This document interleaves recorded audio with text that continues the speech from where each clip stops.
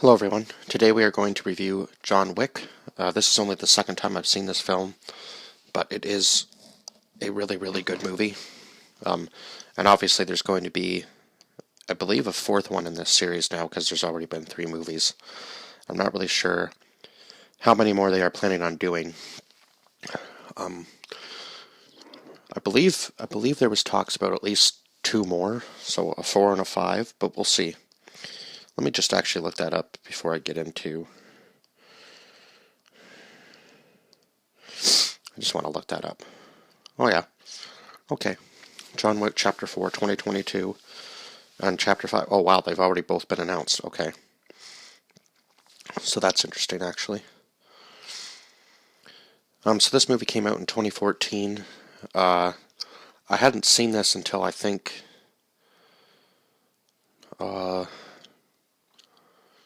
must have been a couple years ago now that I watched this one the first time, and the second one because I went to see the third one last year, and I wanted to make sure that I'd seen both of the previous films before I watched the third one.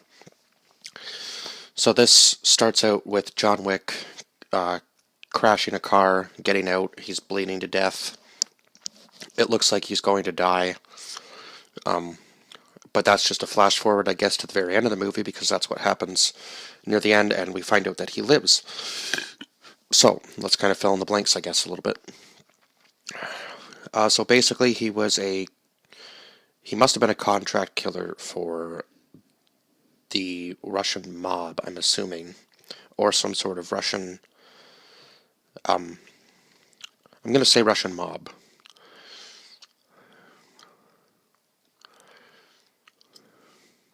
Or Russian gangsters, because that's what it says in the description here. When a gangster's son. Okay.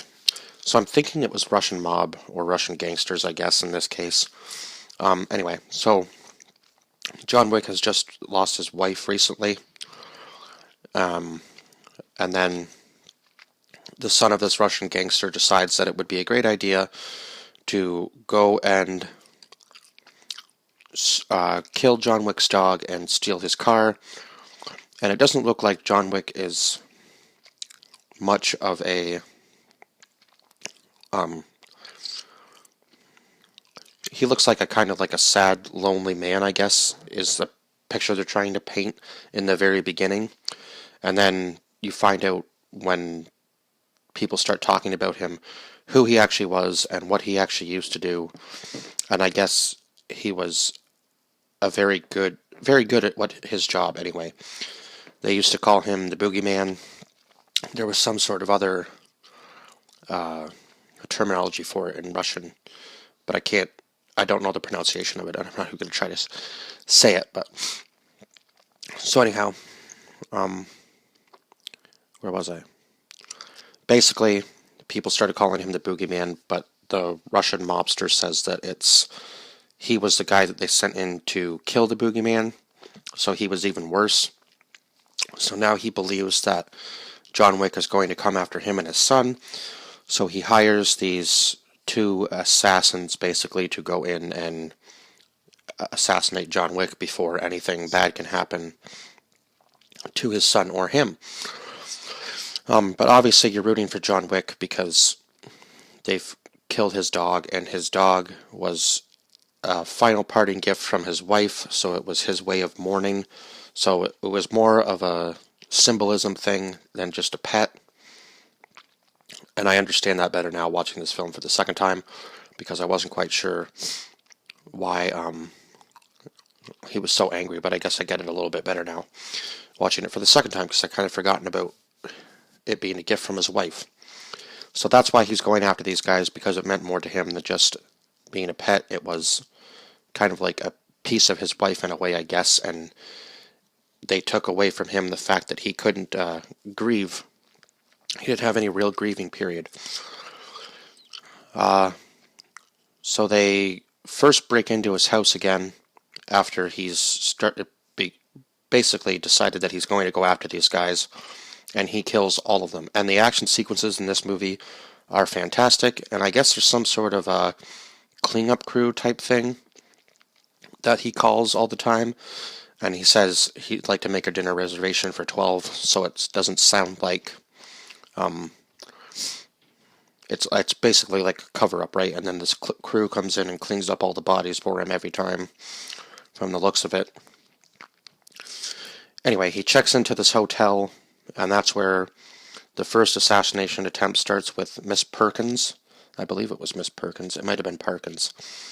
And one of his friends, and also, I guess, co-assassin, Marcus.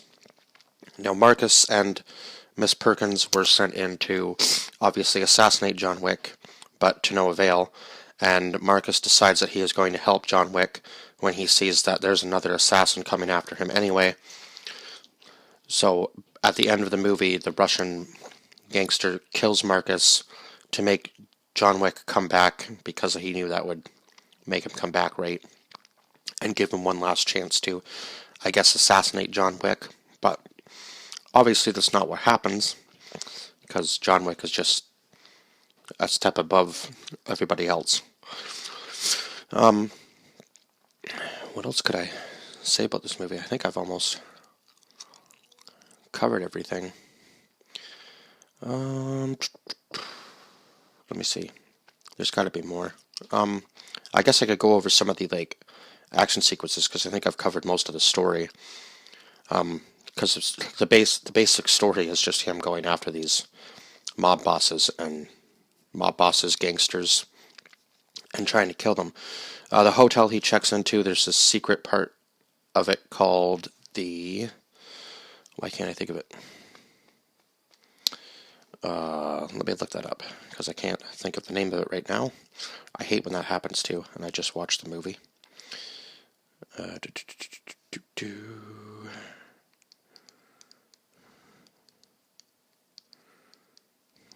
God. Wish I could type.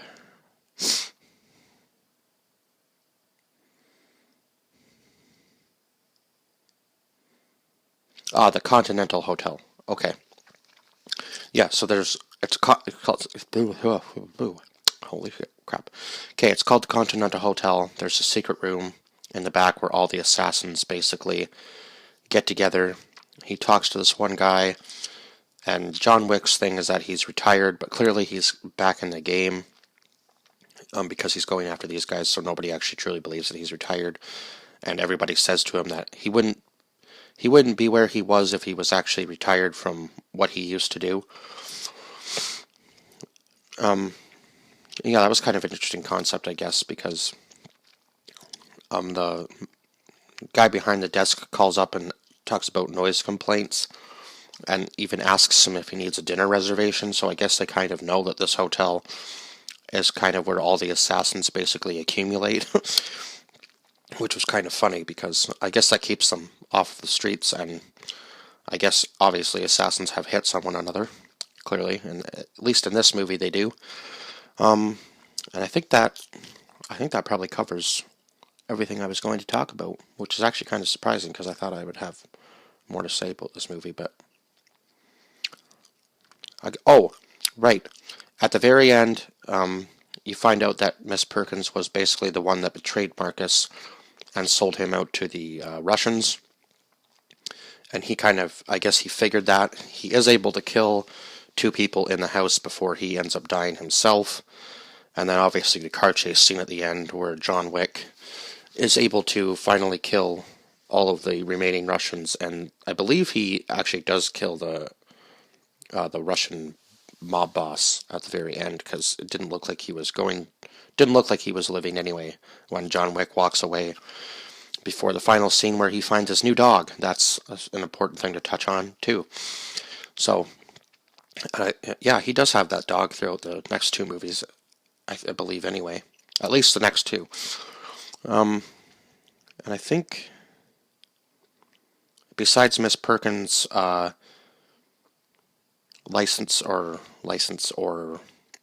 invitation to the hotel, the Continental Hotel being revoked, and she ends up being killed by the guy that John Wick was talking to when he was at the Continental Hotel in the back room. And what was his name? Because it's kind of important for the next 2 movies. And I don't think they ever really mentioned it in this film. Oh my god, where is he? Oh, he's got to be here somewhere because he was a pretty important part of it. I would have thought. Oh, come on. Oh yeah, Winston. Winston, that's his name. The guy that John Wick was talking to when he was at the Continental Hotel.